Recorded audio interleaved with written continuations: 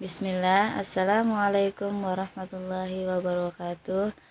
Alhamdulillah. Apa kabarnya hari ini Ananda Solihah? Semoga sehat selalu ya dan tetap semangat belajarnya. Baiklah, hari ini kita lanjut materi tematik ya, yaitu di tema 3. Sekarang masuk di subtema 3, yaitu pengaruh perubahan cuaca terhadap kehidupan manusia. Adapun muatan yang akan kita pelajari Bahasa Indonesia dan PPKN.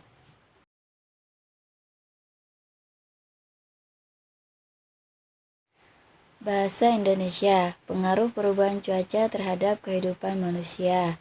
Dimulai dari ketersediaan sumber daya alam atau SDA, alat transportasi, bahkan kelancaran aktivitas manusia itu sendiri. Ini dapat berpengaruh ya pada perubahan cuaca. Saat musim hujan turun, sepanjang hari saluran air tidak mampu menampung hujan. Manusia seringkali membuang sampah sembarangan. Saluran air tersumbat, lingkungan menjadi banjir. Nah, di sini di saat musim kemarau pun bisa mempengaruhi perubahan kehidupan manusia ya. Saat musim kemarau, panas matahari terasa terik, hujan tak turun hingga waktu lama. Kekeringan melanda suatu daerah. Nah, saat musim hujan ataupun kemarau dapat mempengaruhi kondisi kesehatan manusia.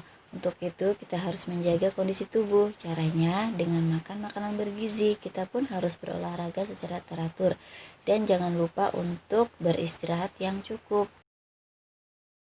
Nah, di sini ada beberapa pengaruh perubahan cuaca terhadap alat transportasi. Perubahan cuaca berpengaruh pada transportasi. Misalnya, transportasi udara. Pesawat dapat tertunda penerbangan karena keadaan cuaca. Yang kedua, misalnya transportasi darat. Para pengendara mobil ataupun motor harus berhati-hati saat hujan deras karena jalan menjadi licin dan jarak pandang berkurang. Yang ketiga, misalnya transportasi laut, kapal laut. Nahkoda kapal memerlukan informasi perubahan cuaca ketika akan berlayar. Hal yang perlu diperhatikan atau diwaspadai adalah hujan disertai badai angin kencang yang menyebabkan gelombang laut besar. Nah, di sini ada beberapa pengaruh cuaca terhadap alat transportasi. Nah, di sini pengaruh perubahan cuaca terhadap kesehatan itu juga sangat berpengaruh ya. Pada saat cuaca cerah, matahari bersinar terang, suhu udara terasa panas dan tubuh kita mudah berkeringat. Pasti ya, kalau sudah siang-siang, mataharinya terik, panas, pasti kita berkeringat. Kita mudah merasa haus juga biasanya. Kita perlu minum air putih yang cukup untuk memenuhi kebutuhan air di dalam tubuh agar kita terhindar dari dehidrasi atau kondisi saat tubuh kehilangan lebih banyak cairan daripada yang didapatkan. Cara terbaik menghindari dehidrasi adalah minum ketika haus. Nah, jadi kalau kita haus harus segera minum ya, jangan ditunda-tunda nanti aja, itu tidak baik. Nah, pada saat hujan udara terasa dingin. Pada saat dingin kita sangat sekali tuh jarang haus ya. Kita lebih suka minuman yang hangat biasanya seperti teh manis, coklat manis. Pokoknya hangat-hangat itu sedap ya pada saat hujan atau cuaca dingin untuk diminum. Namun kita tetap cukup minum air putih ya, jangan lupa. Perubahan cuaca dari cerah menjadi hujan atau sebaliknya sering membuat tubuh kita tidak nyaman. Daya tahan tubuh bisa menurun. Oleh karena itu, kita harus selalu menjaga daya tahan tubuh agar kita terhindar dari penyakit. Salah satunya dengan banyak minum air putih atau meminum air putih yang cukup. Dan bisa juga ditambah dengan makanan yang bergizi serta minum vitamin atau madu untuk kekebalan tubuh kita. Lanjut di mapel PPKN ya. Di sini kita akan belajar bersatu dalam keberagaman suku bangsa. Indonesia merupakan negara kepulauan yang terdiri atas ribuan pulau.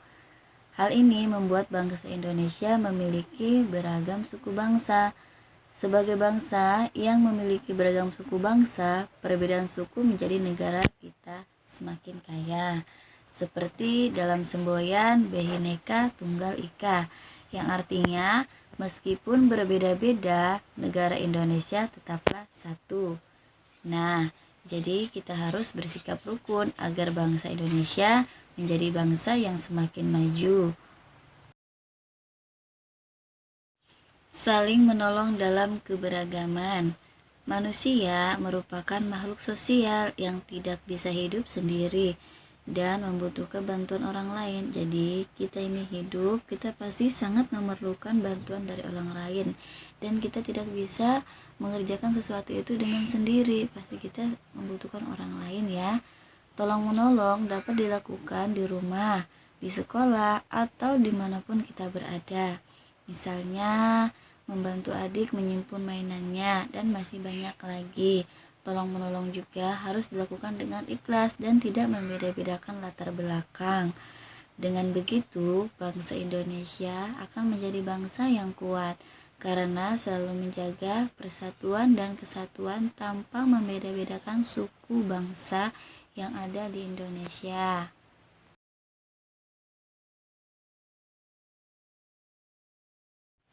Alhamdulillah, pembelajaran tematik hari ini sudah selesai ya Soleha. Semoga bisa dipahami dan disimak video pembelajarannya dengan baik ya.